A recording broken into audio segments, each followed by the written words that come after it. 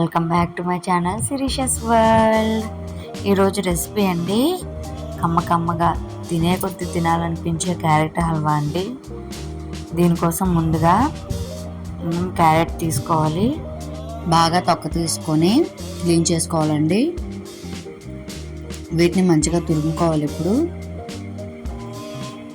ఒక ప్లేట్ తీసుకొని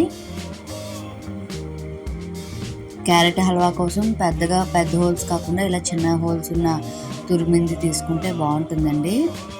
తొందరగా మగ్గుతుంది క్యారెట్ అనేది.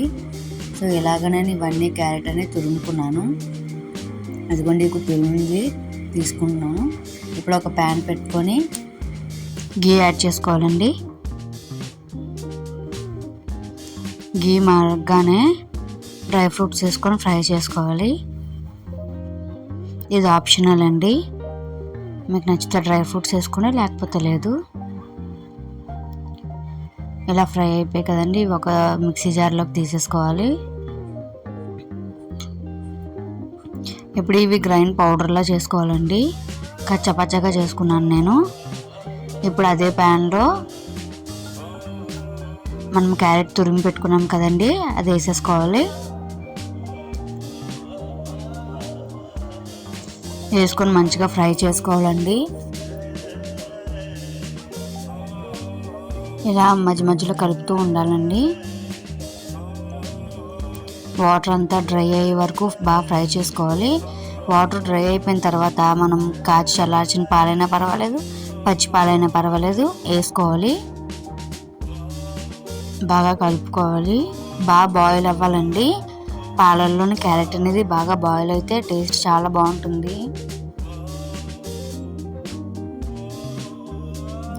ఇలా మధ్యలో మనం కలుపుతూ ఉండాలి.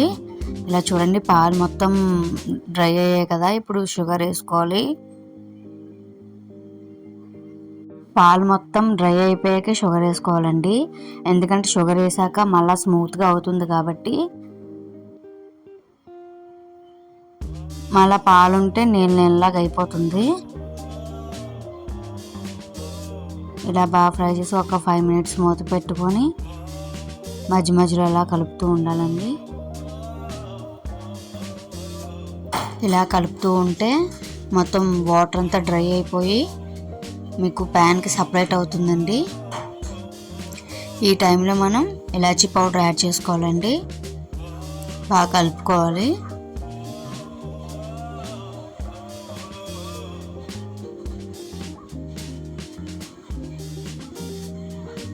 కొద్దిగా వాటర్ ఉంది కదండి, మనం ఒక 5 minutes మూత పెట్టుకొని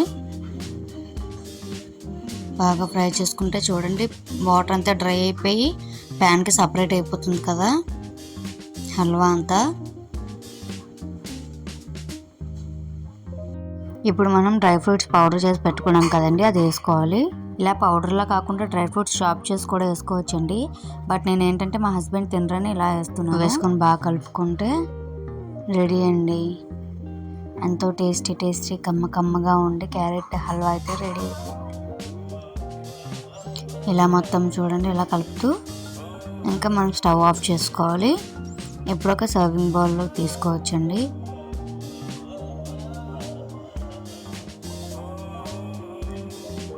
ఫస్ట్ టైం చేసే వాళ్ళు కూడా పర్ఫెక్ట్గా చేస్తారండి. ఇలా ట్రై చేయండి ఒకసారి. అండ్ పైన నేను కొద్దిగా డ్రై ఫ్రూట్స్ పౌడర్ వేసుకుంటున్నాను. టేస్టీ క్యారెట్ హల్వా అయితే రెడీ అయిపోయిందండి. ఖచ్చితంగా ట్రై చేయండి మీరు. అండ్ నా వీడియో కానీ మీకు నచ్చినట్టయితే లైక్ చేయండి, షేర్ చేయండి, సబ్స్క్రైబ్ చేయండి నా ఛానల్ని. Thank you for watching.